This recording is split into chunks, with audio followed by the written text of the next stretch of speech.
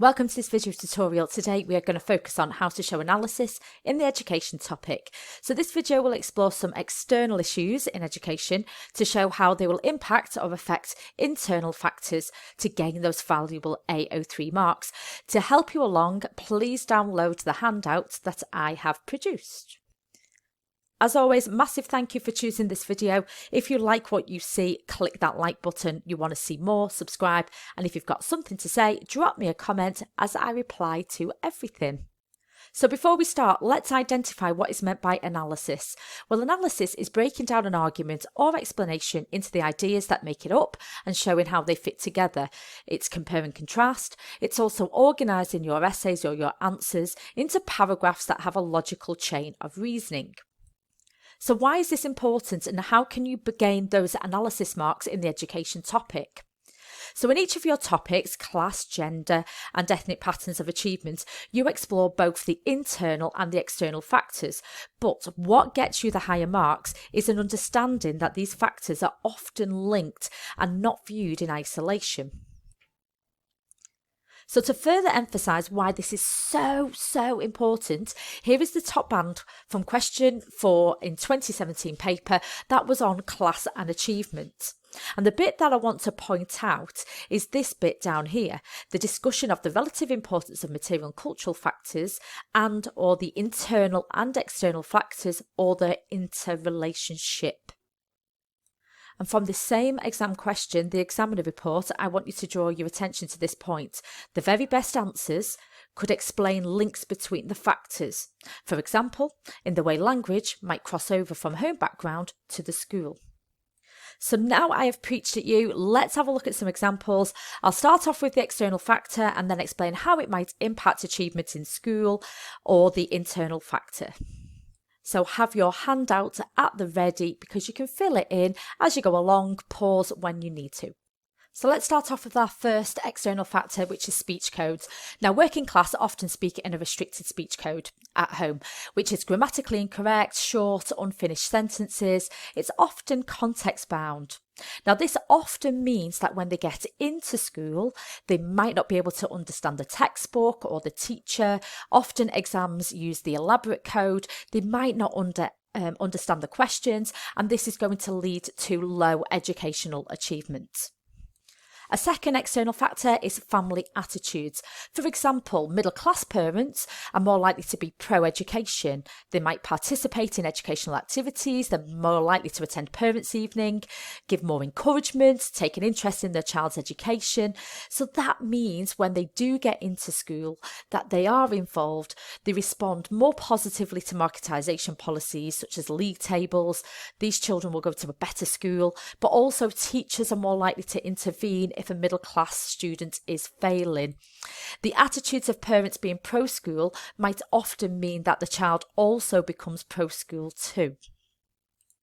The next external factor is subcultures. According to Sugarman, there are values that the working class possess of the subculture, which are collectivism, present time orientation, immediate gratification and fatalism. And this means that when they get into school holding those values, they are more likely to join other students that have got similar values, and they might join a anti-school subculture. And this is going to lead to low educational achievement. Now, the opposite might occur with middle class students who tend to have future time orientation, deferred gratification, and these are the values which are more likely to be pro-school as well. Cultural capital is the next external factor. Now, middle class students are more likely to possess the cultural capital or the skills, knowledge, attitudes, language, behaviours that these middle class do possess that gives them an educational advantage. So when they get into school, they're more likely to go to the better schools. But whilst in there, streaming and labelling processes occurred, and middle class are more likely to end up in high streams. And because they've got this background knowledge, these values, this taste, these attitudes, this just cultural knowledge, they are more likely to understand what the teachers are talking about. They're going to use that elaborate language, and they're going to actually get taught more high status knowledge. Also, they're more likely to be labelled because of these values as the ideal pupil, the values that are closest in line with what the school are. And this will lead to more educational success within the education system. Now, leading on to external factors which are to do with more material deprivation, we've got poor housing. So the working class are more likely to live in cramped, overcrowded living accommodation.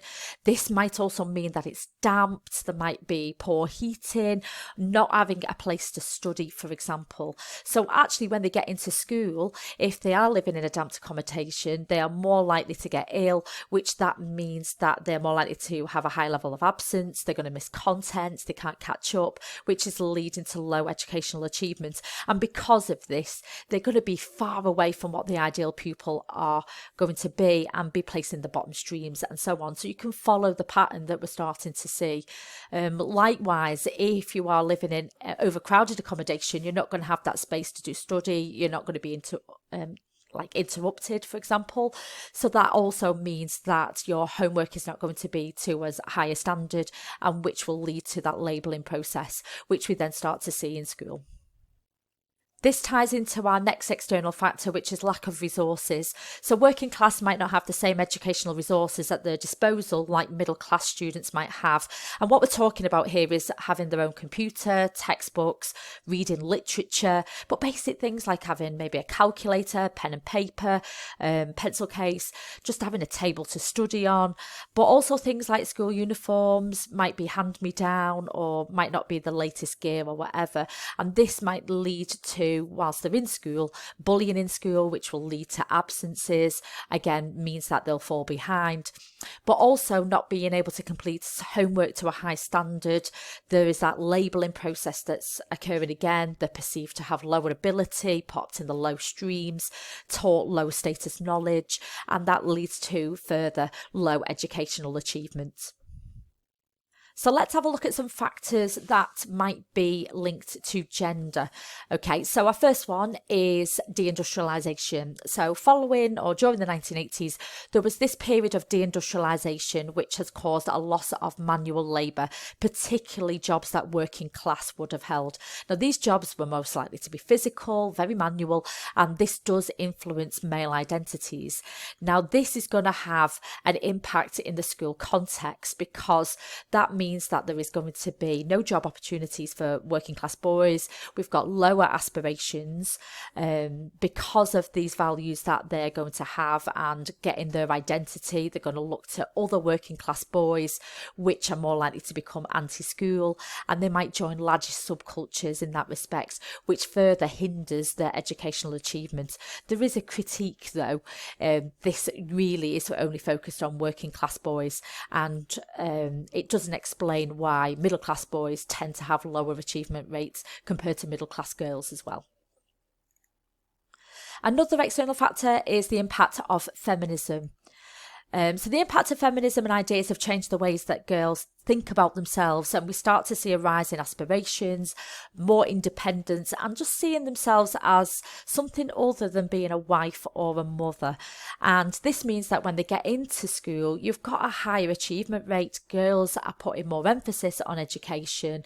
They're more likely to be labelled as the ideal pupil. They're going to spend a little bit more time on the work. And we're also starting to see an impact of girls going into areas which were typically male dominated as well, because we're seeing it within industry, girls into STEM like subjects also. Another external factor, in society we're starting to see a range of equal opportunities policies such as the Equal Pay Act. Now these external policies also have an impact of legislation changes that have occurred within school.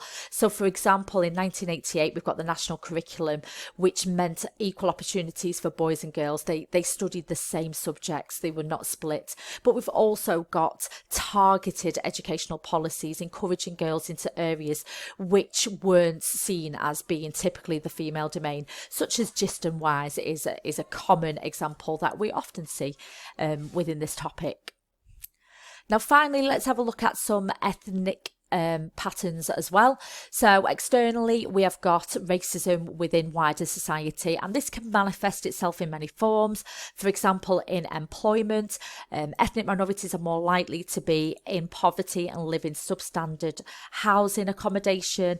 That could be due to housing policies, but also being being unemployed will also impact. So this means when they get into school, we're starting to see because of poverty and substandard housing accommodation, like I mentioned before, more absences, lack of homework. They're going to be labelled as being very far from the ideal pupil because of these things.